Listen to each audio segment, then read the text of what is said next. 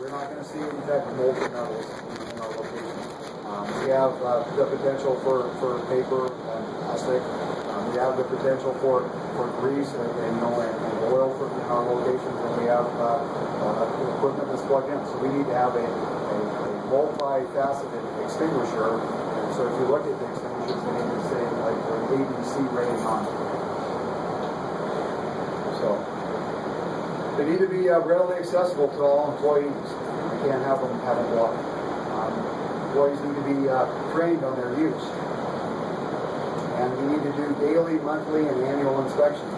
Daily inspection is as easy as if you go walking by a fire extinguisher and maybe there's something blocking it, move it so it's not blocking it. Or if it's somebody that pulled it down off the hanger, I put it back up on the hanger. Monthly is where we go through our monthly safety walkthroughs. We look at the hose. We look at the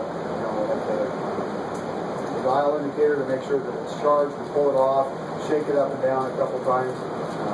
We take an initial back of the tag. The person that's verifying and looking at that indicator. And then the annual inspection is the one where we have an outside company come in and recertify that all of the extinguishers are good. And that should include all the extinguishers within our vehicles also. You might see different ratings on fire extinguishers. They might have numbers in front of the A, B, and C. And what does that signify? The number in front of the A is equal to 1 1/4 gallons of water. So if you have a 4, that would equal basically 5 gallons of water.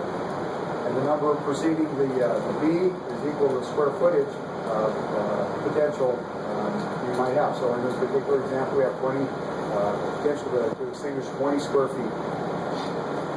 And there usually isn't a number in front of the C or D. It just signifies that it's okay and will work in those type of applications.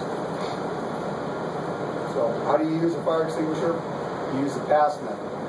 Pull the pin to activate the extinguisher, you aim the hose at the base of the fire, you squeeze the trigger to release the agent, and then you sweep it back and forth at the base of the fire. There's a potential fire hazard. You've got oxygen.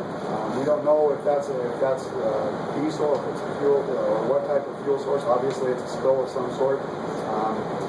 Our starters can arc. Our glow plugs can arc. Spark plugs can arc. A lot of things could happen. We can go up in flame rather quickly. So, if you see this in your truck, I would really question what that is. And before you park, I would look to make sure that you're not parking on top of something, creating a potential risk. Fires happen to everybody. Not really sure on the story, but it could very well be that the tire, the brakes locked up, eventually blew the tire, the piece of rubber flap, went up and put a hole in the tank, and we got the flammable liquid going on the hot brake parts, and next thing you know, we've got a fire. So things like that happen. Maybe we had a